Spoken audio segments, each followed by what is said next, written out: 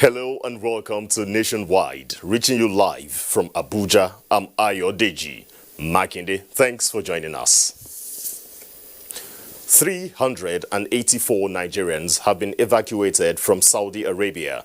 The returnees, comprising 300 males, 83 females and 1 child, arrived Nnamdi Azikiwe International Airport this afternoon. The returnees were quarantined at the Federal Capital Territory Hajj camp for 14 days, in line with the COVID-19 protocols by the Presidential Task Force on COVID-19. It would be recalled that Nigerians in Saudi Arabia have been stranded as a result of visa expiration and restriction of travel as a result of coronavirus. Violation of COVID-19 protocols and guidelines is now a punishable offense in the country. This follows President Buhari's approval of the Coronavirus Disease Health Protection Regulations 2021. PTF Chairman and Secretary to the Government of the Federation, Boss Mustafa, says this is an exercise of the powers conferred on the President by Section 4 of the Quarantine Act. Mitaire Ikmen tells us more. As contained in the Coronavirus Disease Health Protection Regulations 2021, the health and safety protocols and guidelines issued by the Presidential Task Force on COVID-19 on the recommendation of the NCDC shall be binding on all persons. No person shall be allowed within any public premises such as offices, schools, banks, worship places, and public transportation vehicles without face covering, hand hygiene, use of sanitizers, and temperature checks. No gathering of more than 50 persons shall hold in an enclosed space except for religious purposes, in which case the gathering shall not exceed 50% capacity of the space. Any person who without reasonable cause obstructs an authorized official from enforcement of these regulations commits an offense. An offense under the regulations is punishable on summary conviction by a fine or a term of 6 months imprisonment or both, in accordance with Section 5 of the Quarantine Act. Any officer of the enforcement agencies who fails to enforce the regulations shall be subject to disciplinary action by the disciplinary body of his respective agency. And in consideration of the urgent need to protect the health and well-being of Nigerians in the face of widespread and rising numbers of COVID-19 cases in Nigeria, he has signed these regulations, and they are quite comprehensive, all in an attempt to ensure that we effectively deal with this second surge. You remember during the first surge he signed one. This is an update with regards to this second surge, and I believe that if we receive the cooperation of Nigerians, it will limit our interfering with their social and private lives. But we need their cooperation. If we don't get the cooperation, government will not have any choice but to continue to interfere with their social and private lives. The COVID-19 regulations now approved by the President are expected to give impetus to all existing protocols and guidelines that will help Nigeria win the fight against the pandemic. Meanwhile, the Presidential Task Force on COVID-19 has formally presented to the Federal Ministry of Health 5 ambulances donated by corporate bodies to facilitate prompt response to critical cases of COVID-19. In Abuja, Mitaire Ikben, NTA News. Now, considering the urgent need to protect Nigerians in the face of rising cases of COVID-19 in the country, President Buhari signed into law the COVID-19 Health Protection Regulation. The new law, which takes immediate effect, is binding on all Nigerians. It upholds all COVID-19 safety protocols and puts in place penalties for offenders. Joining me in the studio to throw light on the new law is a legal practitioner, Abuja. Thanks for coming to our studio. Oh, thank you very much. Now, let's start this way. What is your interpretation of the 6-part COVID-19 Health Protection Act? Well, if one need to interpret it, it's just to say it in a good mood. That is a positive development. It is something that have been awaited for long, and that's why you can see the report there. Section 4 of the Quarantine Act give the president power to make such regulation whenever there's outbreak of what we are talking about. And it's been quite some time, and the president has done that. And I think we need to commend the president. We need to salute the courage.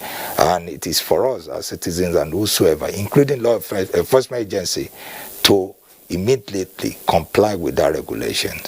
Now, talking about sanctions, penalties for offenders have been instituted in accordance with the quarantine law, and these include jail terms. Would you say these are far-reaching? No, it's not far-reaching, considering what we are trying to protect. We are trying to protect life. And mind you, this is a situation where somebody is trying to protect your life. Think that you did not die mindlessly.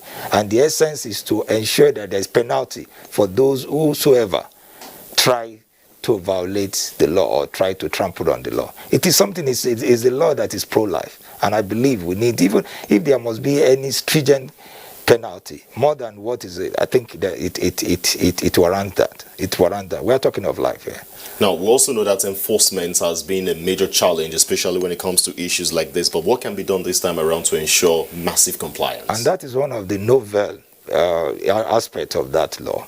Apart from the civil populace, the law enforcement agency, you can see that there's even provision for them, that despite the fact that you are the one to uphold the law, you are the one to protect the law, you are the one to ensure law of another, anywhere you are found wanting, your respective agency, disciplinary committee, you'll be dealt with. And that will show you the seriousness, the stringent, and the essence of this law is to ensure that irrespective of whosoever you are, that law must be, we must uphold the law, and we must ensure that we save our lives. Now, let's talk more and look down a little bit more now. This particular law, is it binding on state governments? Well, save to the issue of the immunity clause. Apart from which is, we are talking of the president, we are talking of the governors, the deputy and their deputies and vices. I think apart from that, it's binding on everybody, including the government. And that's why you can see part of the section of that regulation talk specifically, address specifically law enforcement agency. That is why you see some police, they believe they can do anything to say, yes, I'm a policeman or I'm a police officer. Now the law has taken care of that. When you are found wanting, your respective disciplinary bodies in your agency will be dealt with. And I think we need to take it so serious. And that's why you can see this afternoon, you can see the way everybody is complying with it, despite the fact that you are in the studio, you still have to cover your face. It's not about inconvenience. And when you talked about whether the law covers some government, even no governor would like to die. I want to believe, no president, the life is so sweet for them to do that. So I believe we need to be so serious about it. This is about life, like I said earlier. It is something that there must be absolute compliance, even down to religious body, down to banks, everywhere. You must comply. And compliance definitely will be of essence and very essential if we are to reduce the figures and also that's flatten the curve of COVID-19 in the country. Absolutely. Abuja, legal practitioner, I would like to thank you for coming on Nationwide today. I'm grateful. Thank you very much. Let's move on the news. The National Orientation Agency is engaging the public and institutions on the need to tighten up COVID-19 safety protocols against the ravaging second wave of the viral infection. To this end, the agency visited some schools in Nasarawa State to check the level of compliance with COVID-19 non-pharmaceutical measures. Abdurrahman Usman Jibrila reports. A typical school in the Karumaraba axis in Nasarawa State. On these days, such schools are having the opportunity to know more on the culture of hygiene against the COVID-19 scourge, courtesy the National Orientation Agency. I do not feel comfortable with the face mask because of the spread of COVID-19, and we have to put it on. That is why we are still managing the face mask. We made sure that everything that we are doing, we are very conscious of coronavirus. To NOAA, it has been a routine to engage schools and other public institutions on the need to stay safe and protect others from the viral infection. And the parents must also insist or ensure that they observe the protocols so that when the children see it, they also will take a leave. With such engagements, NOAA is optimistic that members of the public will come to terms with the dangers of the virus and work towards being safe. In Abuja, Abraham Usman Jibrila, NTA News. President Muhammadu Buhari has reiterated Nigeria's commitment to working with the international community towards achieving global peace, food security and sustainable environment. This was while receiving in audience 3 new ambassadors posted to the country on tour of duty. State House correspondent Adamu Sambo reports. The 3 new envoys who are in the State House, Nigeria's seat of government, to present their letters of credence to President Muhammadu Buhari are Ihad Mustafa Awad of Egypt, Faisal Ibrahim Al-Gamdi of Saudi Arabia, and Alejandro Francisco Herrero of Argentina. Addressing the envoy shortly after, President Buhari congratulated them for officially commencing diplomatic functions in Nigeria. He hopes that their respective mandates will be utilized towards improving cordial relations with the country, consistent with the Vienna Convention and global best practices. Nigeria also enjoys very good bilateral relations with your respective countries. We are to pursue bilateral dialogue as well as build cooperation on the basis of constructive mutual respect and a shared vision for the future. Nigeria is a nation of great diversity, and we are ready to always convert these diversities to advantages. In addition to the United Nations, President Buhari said all the 3 countries are also members of the G77 and the South-South cooperation, which Nigeria is proud to be associated with. Nigeria and the home countries of the envoys, he said, have common challenges, which include terrorism, insurgency, climate change, population explosion, human trafficking, corruption, poverty, and proliferation of small arms and light weapons. On top of all this, the second wave of the coronavirus pandemic has come with different strains that pose additional challenges to the initial outbreak.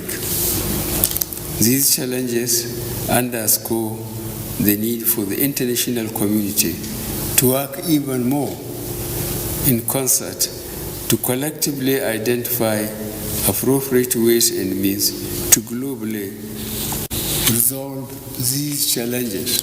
Ambassador Ihad Mustafa of Egypt, who spoke on behalf of the envoys, assured the president of their commitment to work with his administration to further enhance and strengthen their country's friendship and partnership with Nigeria. We noted with appreciation the effort exerted to make us feel welcome. We would count on your kind support and guidance to this end. The 3 new ambassadors were earlier on arrival accorded a befitting diplomatic welcome by officers and soldiers of the Presidential Guards Brigade. From the State House, Adamu Sambo, NTA News. 4 deaths have been recorded due to the outbreak of gastroenteritis in 2 communities in Sokoto State. Shehu Muhammad Datti reports that a committee has been set up by the state government to ascertain the cause of the outbreak. The communities affected by the outbreak of gastroenteritis are Helele and Koparkwari, all in Sokoto metropolis. Some residents of the area speak on the strange disease. As at the time of compiling this report, 56 persons were affected by the gastroenteritis and have been hospitalized. Yesterday we find out outbreak of gastroenteritis in Helele area. Sokoto State Commissioner for Health, Dr. Muhammad Ali Ename, said the committee had started engaging members of the affected community. some dump sites where pipes that are crossing. I think contamination happened to the pipe-borne water, and so many people got gastroenteritis. We're going to go around the area and address all the illegal activities that are going on, especially those that are connecting their waste pipe to the central drainage. The Commissioner of Health said efforts are being intensified to tackle the problem. In Sokoto, Shio Muhammad Detti, NTA News. Lagos is our first port of call where Awal has a cheering news for police officers. Hello, Awal. Ayo, it's good to see you. To engender good governance and promote the principle of democratic practice, citizens must be ready to demand accountability and evaluation of government's policies. This view formed the nucleus of the 16th annual Adekunle Memorial Lecture held by the Institution of Surveyors, Lagos State Branch. Michael Olale has details. These awards and honors are pointer to the indelible marks the late Adekunle Kukoyi left in the sands of time. 19 years after his demise, this memorial lecture has become a platform to eulogize his remarkable contributions to humanity across various spheres. A man who talked the talk and walked his talk. Great men are never forgotten by history. One way or another, history remembers them. The focus this time is on review of the nation's institutional capacity for improved performance and economic growth, which the resource person suggests must start with identity management. Granting full autonomy to local government, as explained by the seasoned professional broadcaster, is key to providing enabling environment for cottage industries and entrepreneurship to thrive. Every individual has a right to ask your leader, your senator, your house rep, your local government chairman questions. While contributing its quota to inspiring societal change through its platforms, this surveying profession is not forgetting its mentorship responsibility, as awards were presented to winners of the 16th annual Adekunle Kukoyi Memorial Essay Competition.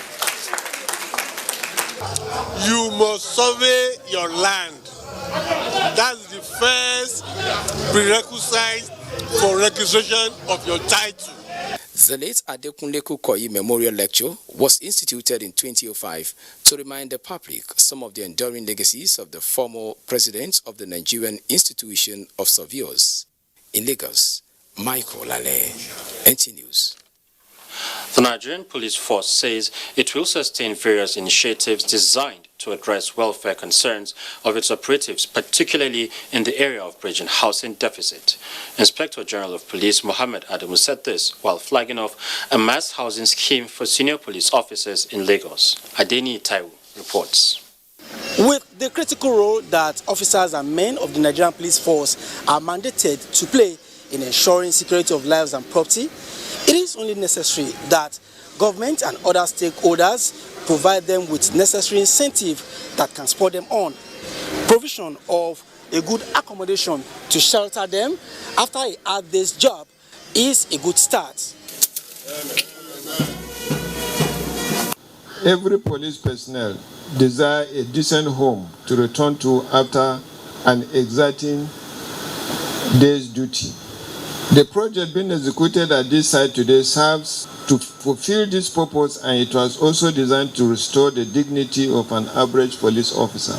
Initiated in 2018 under a public-private partnership with a property management company, the scheme is expected to deliver a total of 80 sets of 3-bedroom apartments, 10 flats per building. The edifice, according to stakeholders, signposts the resolve of police authorities to prioritize the welfare of officers going forward. He is bent on redeveloping the barracks that we always complain that they are an eyesore. The officers are men that will move into this building. The moment we discover that a particular beneficiary is not taking good care of the accommodation will eject him. So the entirety of this place is going to be fully redeveloped for the benefit of the Nigerian police force. And they hope that the people who safeguard our lives and properties would at least leave home every day and have befitting accommodation to come back to. With a 2-year timeline for completion, the barracks is expected to shed its old look for a new one with gradual relocation of benefiting officers. In Lagos, Adeni Taiwo, NTA News. And now to the judiciary, where 2 cases were struck out and 9 others adjourned for further hearing at the Lagos State Judicial Panel on restitution for victims of SARS and related abuses. Jennifer Igwe reports that the petitioners are seeking justice and compensation for injuries they sustained from police brutality. Petitioner Suleiman Rahim narrated how he was allegedly shot in the neck by one Corporal Sunday David attached to the disbanded SARS in 2016. He said after the incident, he has been unable to walk even after undergoing surgery and physiotherapy treatment. The doctor later discovered that the bullet has penetrated from his neck and come out from his spinal cord. Another petitioner, Oladoyin Ademola, told the panel how on the 18th of April 2007, he sustained serious eye injuries after a policeman slapped him at a checkpoint very close to Dokpemu police station. He claimed that he was diagnosed of trauma cataract and had to undergo series of tests and a surgery, all to no avail. Their cases were adjourned to February 16 and 27. The panel struck out the case of Al-Barker Youth Food Sellers Association against the Nigerian police force. Dated 26 January 2021, for a withdrawal of this petition, the subject matter being before a regular court, the withdrawal notice not objected to, the petition is accordingly hereby struck out. Dr. Falaye Oludare Stevens' case against the Nigerian police force was struck out based on an email notice of withdrawal by the petitioner. Other cases heard at the sitting were adjourned for further hearing. In Lagos, Jennifer Igwe, NTA News. You're watching NTA Nationwide. More reports coming up after this timeout.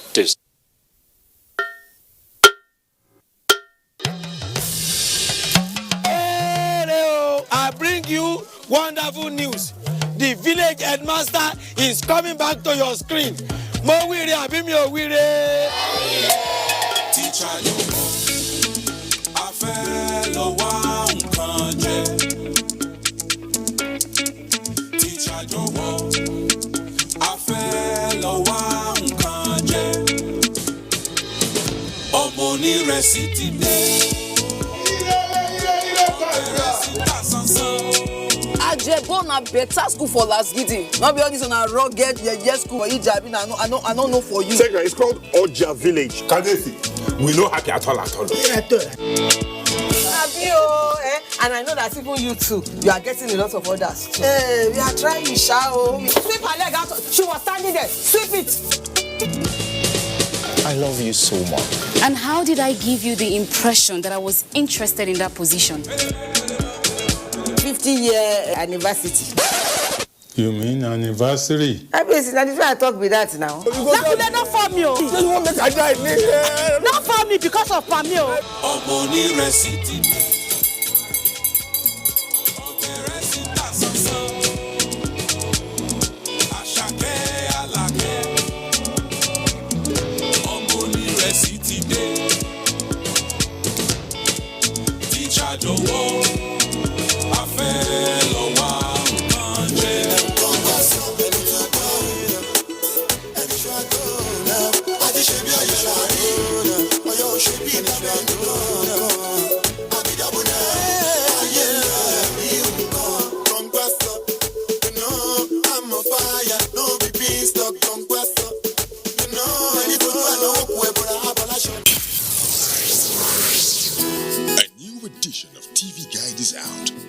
Focus on the game changer, His Excellency Governor Abdullahi Sule of Nasarawa State. Broadcasting in the digital economy, Maxwell Local gives an insight. This edition also features Nancy Naji of AIT, a name synonymous with business. Meet the NCDC boss, Dr. Chikwe Ihekweazu.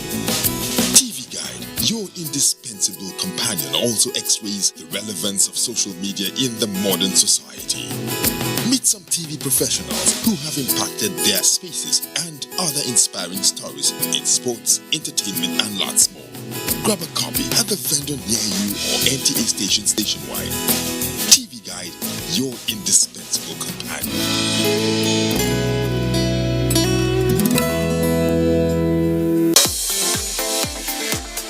From dusk to dawn, 24 hours a day, NTA International is with you in your living room, office, everywhere and anywhere. We provide the company you desire in terms of balanced and up-to-date news, programs, and the best of entertainment. Tune in to DSTV channel 251, GoTV channel 91, Freeview UK channel 264, or you can download www.visiontv.co.uk. App for iOS or Android. You can also see us on Facebook and YouTube for quality content on the go. NTA International, Africa's window to the world.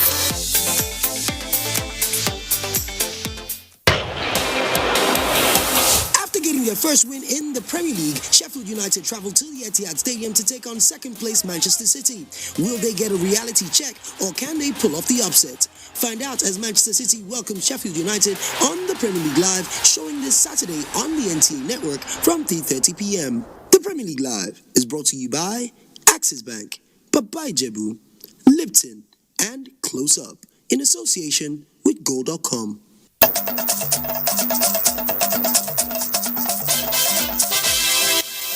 You're welcome back. Oyo State Judicial Panel of Inquiry on Police Brutality and Other Related Abuse has commenced hearing on all the petitions received. Kayode Oladosu reports that the panel has received and treated 68 petitions up till date. At the inaugural sitting of the panel, which is meant only for petitions to be mentioned, had in appearance both the petitioners and the defendants, as 10 petitions were mentioned. Some of the petitioners were not present, and in the case of those present, their respondents were absent. Also, the police, the main defendants in all the petitions mentioned, were absent at the hearing. I want to sound this note of warning. Nobody is above the law. And nobody is above the federal government or the state government. I know they have a new commissioner of police in Oyo State, and if possible, some members of this panel will pay her a visit to let her know the importance of the police appearing before this panel. The 11-member panel was inaugurated by Governor Seyi Makinde on November 11, 2020 in Ibadan. Kayode Oladosu, NTA News. Balance and fairness are critical watchwords in journalism ethics. It goes to say that reporters must present all sides of a story in a manner that justifies accuracy and truth. But the heavy reliance on social media feeds as news sources is raising fresh alarm about the impact of fake news on national development. Ayo Adewuyi in this report looks back at the reportage of End SARS protests in Nigeria.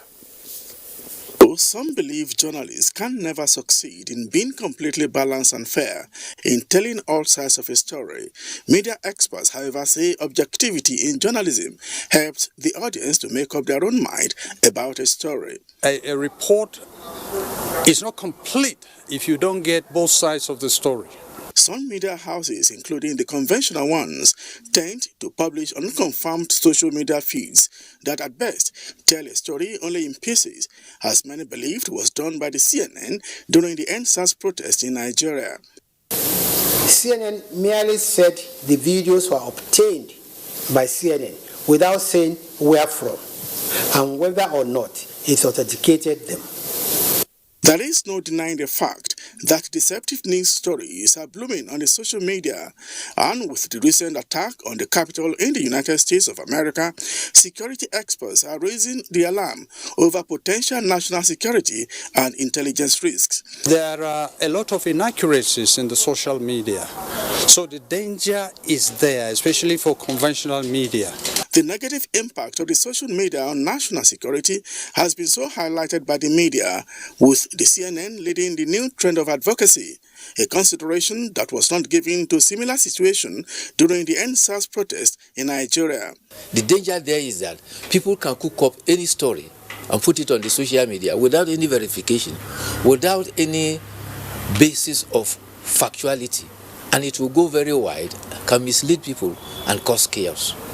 CNN reports indicating that the social media is still fueling extremism may have confirmed the federal government position that the organization's reports on NSAS protests in Nigeria relying on the social media actually aggravated the destructions. The NSAS protests were exacerbated by some of the exaggerations that were out there on the social media. Some of the not so true things that people posted, they inflamed passions and triggered people to act in a way that was antisocial. If CNN had done its investigation properly, would have known how fake news and disinformation were trending during the NSAS crisis. Dependence on social media information, which plays such critical role in shaping the socio-economic development of the society, raises new concerns about igniting cycle of violence and ultimately impact negatively on national security. Ayo Adewi, NTA News. The Economic and Financial Crimes Commission, EFCC, has rearranged former Attorney General of the Federation and Minister of Justice, Bello Adoke and Aliyu Abubakar, over their alleged complicity in the multi-billion-dollar Malibu oil scam. They were arraigned on a 42-count charge along with others before the High Court of the Federal Capital Territory on the oil prospecting license OPL 245, otherwise known as Malibu Oil. The judge ordered Adoke, Aliyu and Binige to remain on bail, earlier granted them by the court. Justice Kutigi adjourned the case till April 14 and 15 for hearing. Time now to join Debabari in Port Harcourt for more on Nationwide. Hi, Debabari. Hello, Ayodeji, and welcome to Port Harcourt. The River State Judicial Panel of Inquiry into alleged illegalities perpetrated by the Nigerian police has concluded its public hearing. Ijoma Ogweke reports that out of the 187 cases scheduled for hearing, 76 were struck out for abuse of court process and lack of jurisdiction. Her report. Hearing came to a conclusion with 14 cases comprising alleged murder cases, destruction of property at Asarama community, brutality and extortion by officers and men of the police force. I needed an apology. I was wrongly arrested, which the police refused to give to me. Then also I applied that the proceeding of what took place in the Podali room trial should be given to me, but to no avail. All the police keep on doing to shield those people that came to my pharmacy to assault me. So they detained me. They removed my face masks. They at one moment I was asked to remove my boxer, to remove my trousers. I was left with only boxer. I was thrown into a cell. The panel is now set for conference with a total of 101 cases selected out of the 187 petitions received. The selected cases were those that met required standards and within the ambit of the Commission's terms of reference. This brings to end our public sitting. I think I'm correct. I have appeared here on a number of days and I've seen that the Commission is fair, giving room for everyone to have his turn. The 30th day of the panel sitting brings to an end the public hearing of cases by the Commission of Inquiry. In Port Harcourt, Ijoma Ogweke, NTA News.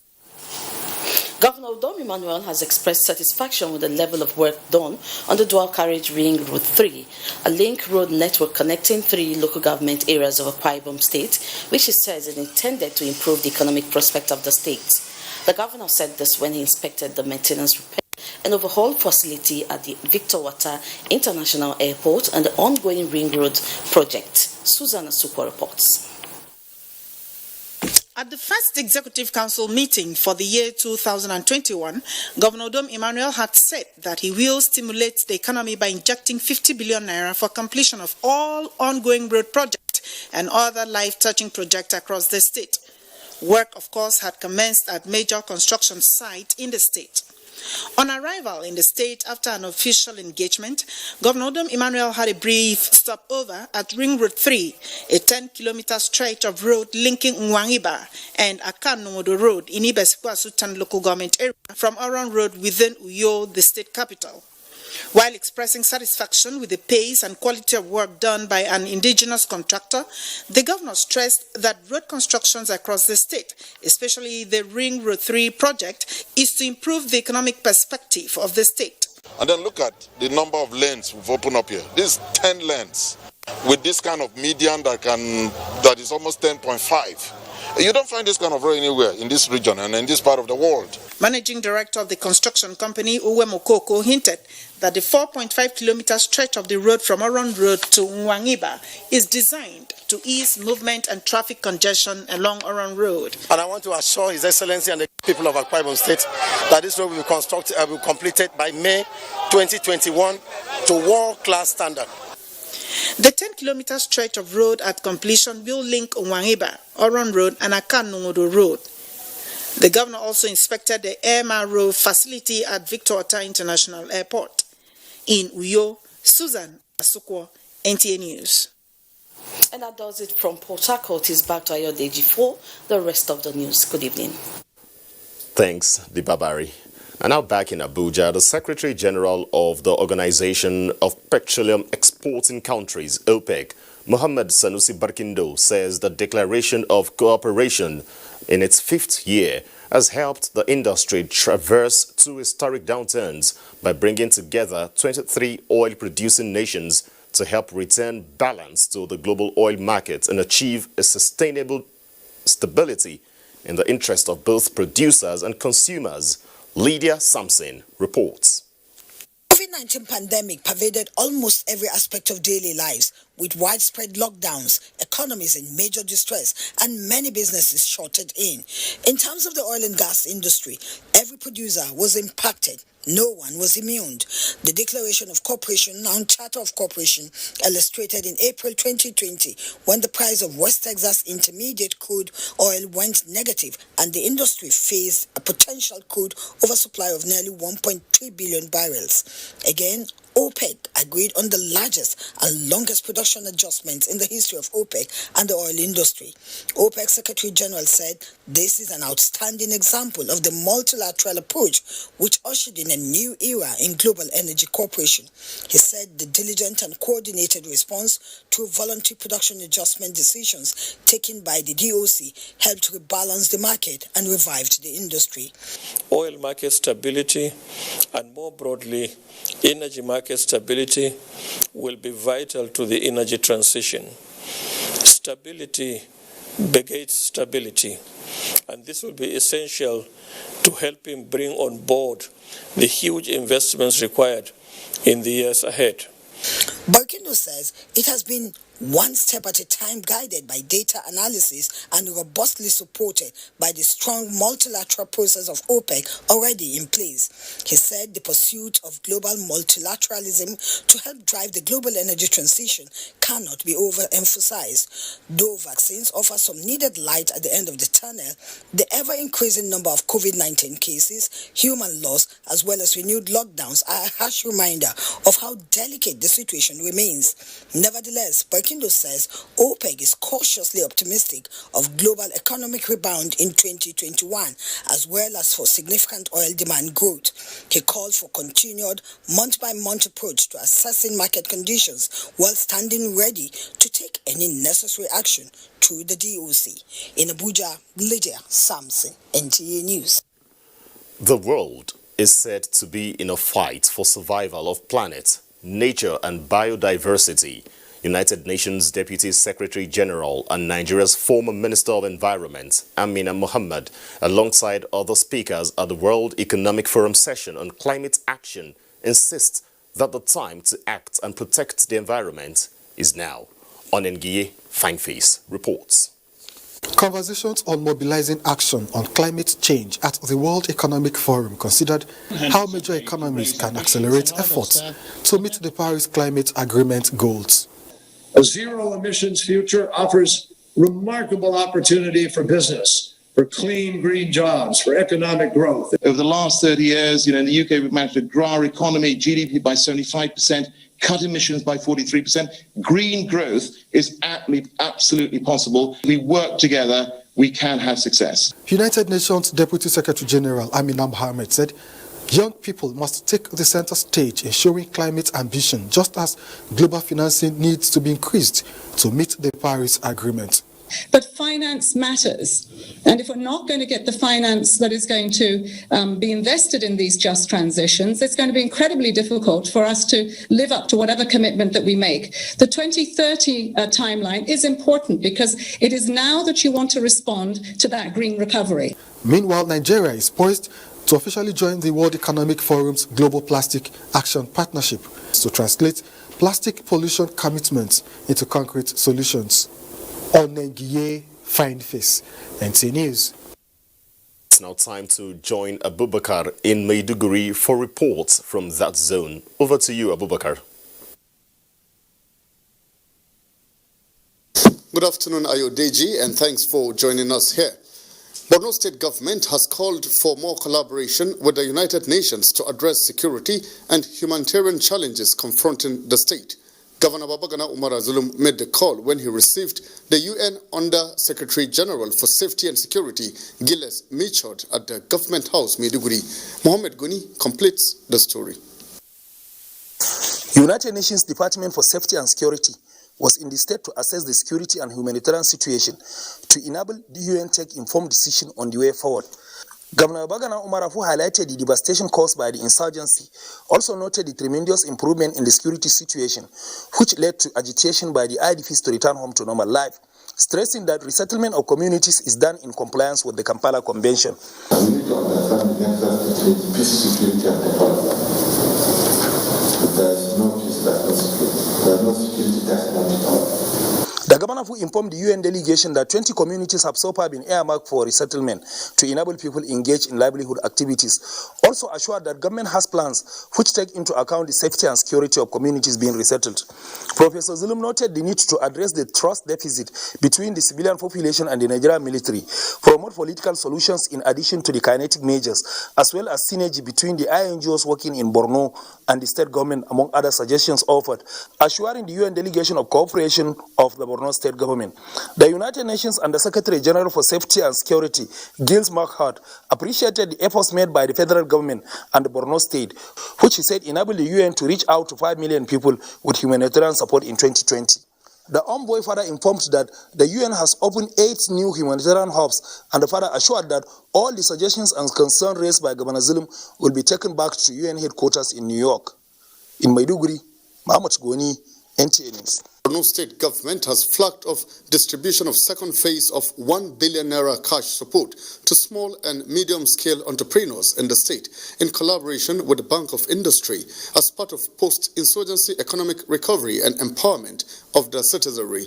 Governor Babagana Umar Zulum flagged off the disbursement exercise in Biu town, headquarters of Biu local government area of Borno State. Mohammed Goni again reports that the interest-free loan will be paid in 4 years with assurances of 50% waiver to those who pay on schedule. It will be recalled that Borno State government disbursed 1 billion naira to SMSEs last year to revive the economic sector in the state. The second phase of the disbursement includes 300 million naira for traders and associations in Biu, out of which 2,000 beneficiaries get 30,000 naira each. 1,000 beneficiaries receive 100,000 naira, while 500 beneficiaries receive 200,000 naira each. 40 beneficiaries have received 500,000 naira, while 20 businessmen and women were given 1 million naira each. Empowerment program for Biu local government also include 40 tricycles presented to riders as well as 40 buses for road transport workers. Beneficiaries of the 1 billion naira cash support presented with 150 million naira also include traders and association in Babanlai, Gamboru Market, and the Kolanot Dealers Milk Shop, all in the metropolis, as well as traders and association from Goza, Gamborungala, Mobor, and local government areas. Beneficiaries of the cash and other support were full of praises to Governor Zulum, describing the gesture as first of its kind. Mu yan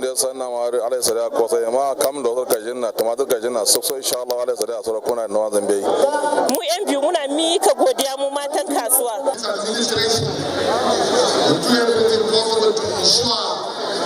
Empowerment of youths and women, not only in the local government area of Borno State, but also in the entire local government state. The governor used the opportunity to ban political thuggery, popularly called Ekomok, in Biu, warning that government will not condone indiscipline in any form, with a call on politicians sponsoring thuggery to desist or be dealt with. Commissioner for Trade, Investment and Tourism, Yerima Lawan Kareto, urged the beneficiaries to ensure judicious utilization of the cash support to improve their capital base. From Biu headquarters of Biu local government, Mohamed Goni, NTA News. And those are the latest stories for now from Maiduguri. Let's now return to Ayodeji in Abuja for more reports. So, Ayodeji. Thank you, Abubakar. Now a bit of agriculture. More than 6,000 farmers have been trained on various agricultural production and processing in Kano State under the federal government's appeal project. Kano State Deputy Governor Nasiru Yusuf Gawuna disclosed this during the pre-6th implementation support mission of the Agro-Processing Productivity Enhancements and Livelihood Improvement Support Project held in Kano.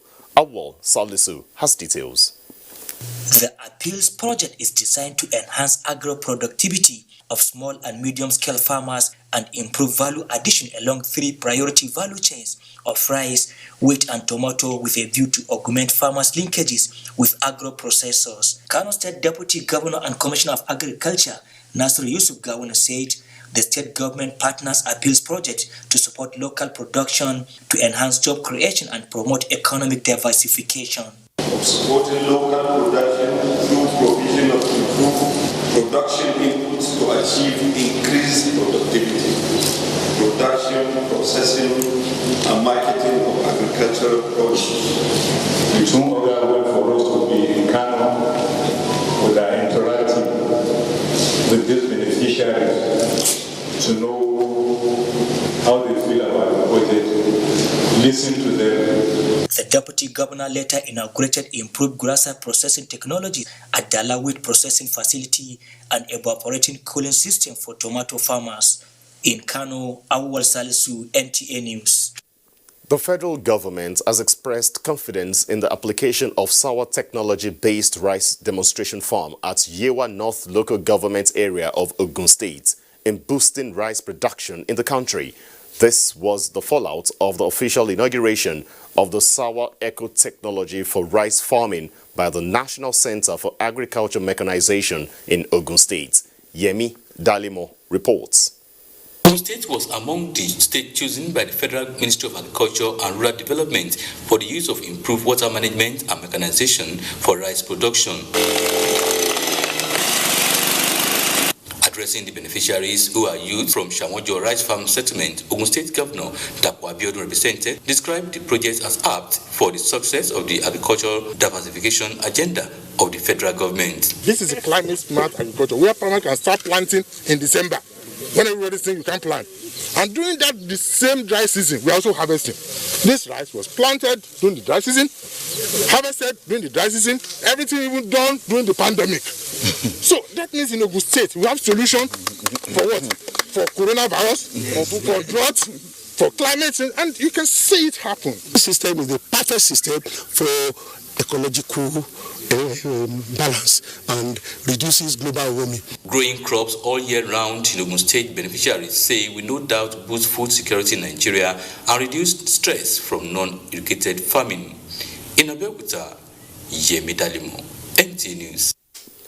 Let's join Mina in Enugu for the next set of reports. Over to you, Mina.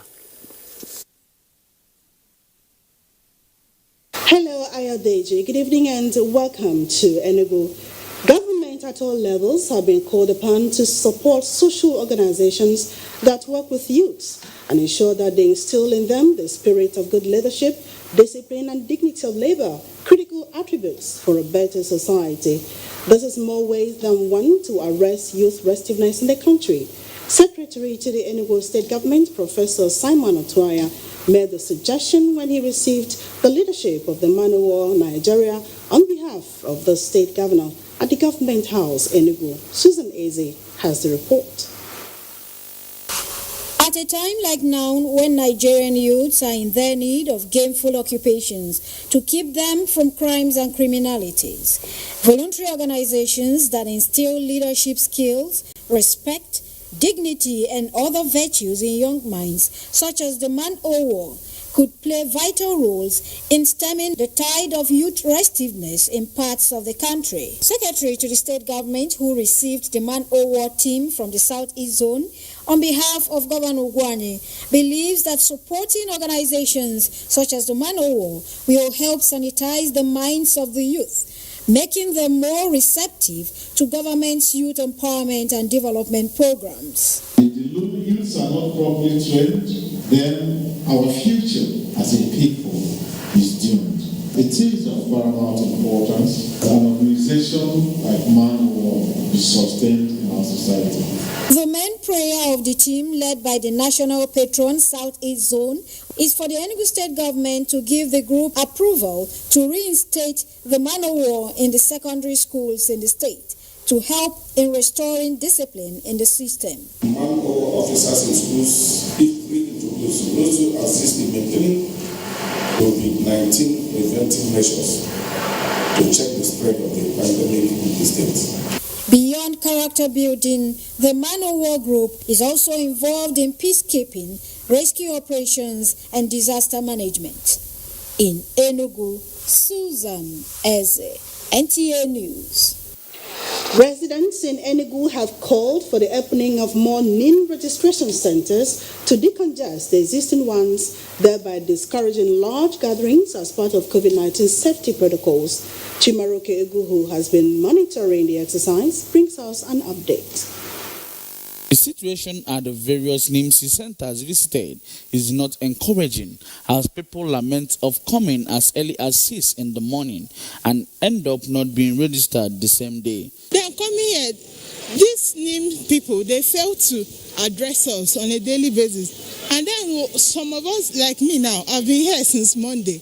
You will come, they will just come and do their things very rowdy, not organized at all. And they'll tell us to go home, come back tomorrow. So if you're talking about spreading coronavirus, this is the right place to spread it. I think this thing should be suspended. And even this, right now, this very afternoon that I came, there's one elderly woman that they brought. And the woman, before they should take the woman inside, she collapsed inside there. However, the state coordinator of National Identity Management Commission, Enugu, said that they have mapped out measures to decongest registration centers. There's a challenge of handling everybody at the same time. And that's why the Honorable Minister now directed all our offices to ensure that we adopt what is called the appointment register. So you come and choose a date convenient to you to be registered, and you come back that day. But you see people who still get that appointment and still wait in our centers, hoping to be attended the same day. It's not possible. The people have urged the government to extend the deadline to enable all to register and adhere to COVID-19 protocols. In Enugu, Chimaroke Ugu, NTA News. And that's it from here. Ayo, it's back to you for the rest of the news. Thanks, Mina. The Global Hope and Justice for the Less Privileged has commended the Nigerian Television Authority for its holistic approach in bringing inclusive programs that cites the plight of people living with disability.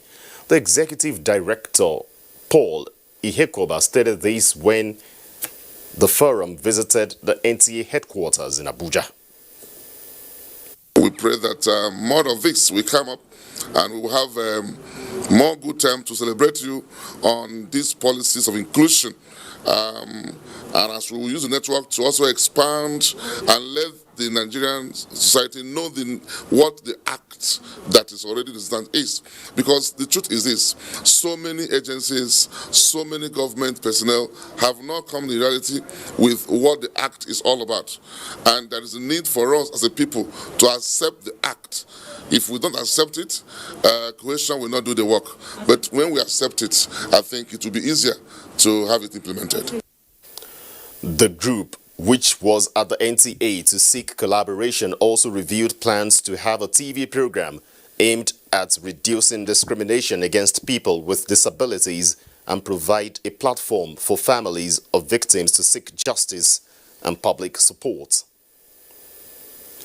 The media have been described as a powerful tool in changing the narrative of gender-based violence in Nigeria.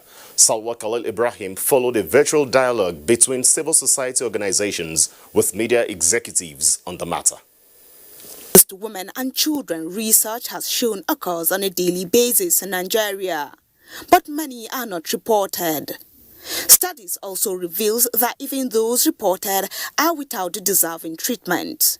The rope, stakeholders say, hangs on the neck of the media actors.